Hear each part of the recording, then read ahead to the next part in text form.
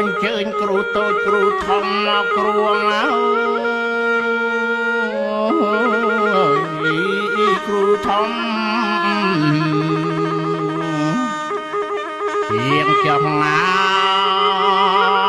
យើងចង់ពេលលើកំពូលភ្នំគ្រូអើយ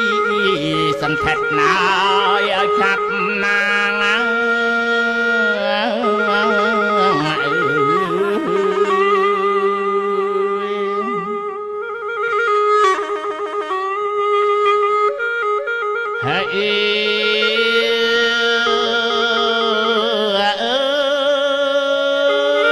កន្ទងខៀវឲ្យអ្នករៀងមកឃ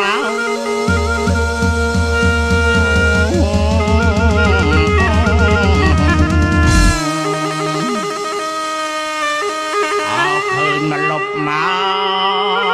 កឃើញមកលុបកុំជ្រកគ្រូអើយ